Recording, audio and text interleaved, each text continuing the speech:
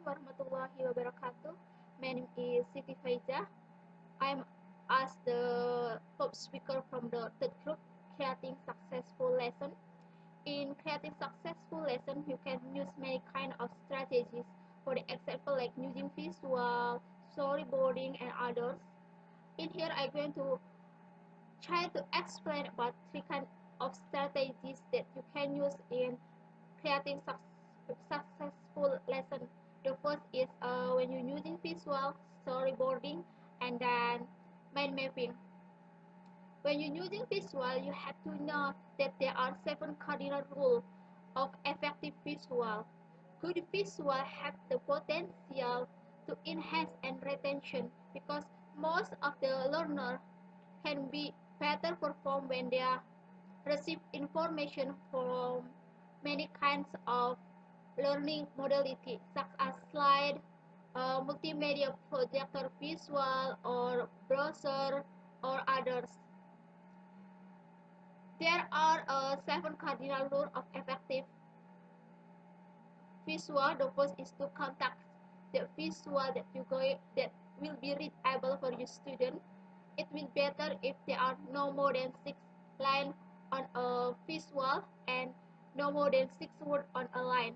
And the second, with near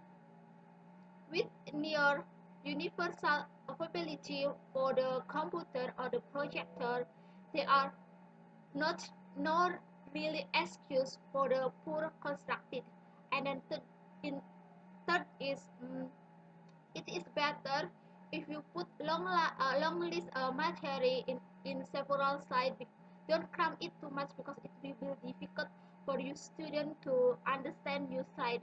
And then fourth is whenever possible use graphs or cards rather than using a table because table is more difficult to understand and to read for your student. And then five, in preparing projector visual, it's better to use a horizontal format rather than vertical format.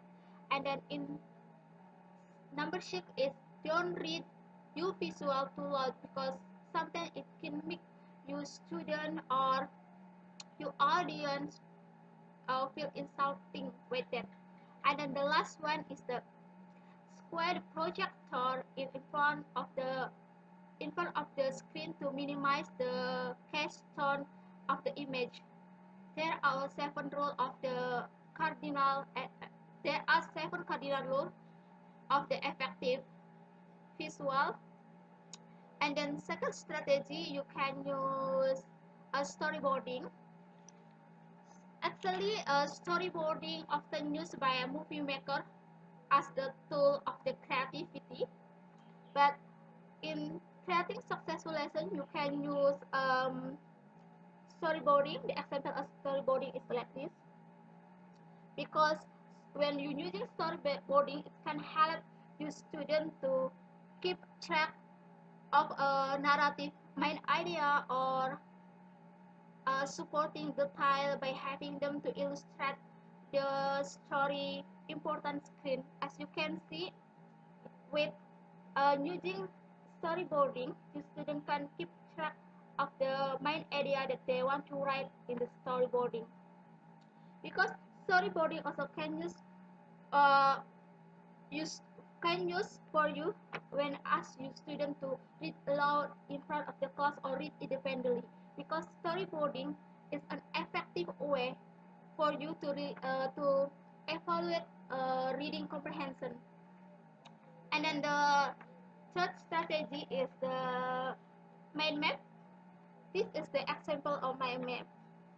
Mind map is a tool that capture the thinking what's going on inside your brain or head. With using mind map, it can help your student to think and then to collect knowledge, remember, and to create the idea. Because when you're using mind maps as the creative successful lesson, it will make you student to be better thinker. Actually, there are several basic in the mind map, but almost of the using a same basic when they write a mind map. The first is central theme. Central theme is like a title of the main map. You can see in here, birthday is the central theme in main mapping. Sometimes, for example, when you're thinking about birthday, sometimes can be bunch of colorful balloon or a bunch of gift or cake, but you can put any picture. It's up to you what you want. And the second basic is association. The association is running out from the main themes or the central themes. So for the example, like you can see here is the party, the activity, the idea, my, and the gift is the first association, and the second association is like food, um, decoration, invitation, and then uh, trips, skating. They are we call the second association, and there are third association, and then so on. And the number third is the keyword. The keyword of the story. Uh, uh, Usually, when you write the story, the mind mapping, they always use a keyword, not a sentence, because keyword is more simple and can give you easily to understand. Now, for the example, it's like a party, food, invitation. They all use the keyword rather than use sentence, because when you use this sentence, it's not going to become a mind map. And the fourth one is the group line. As you can see, almost of the mind mapping using a group line. There is group line because your brain is like to draw in group line rather than straight. And the last one is the color and then image.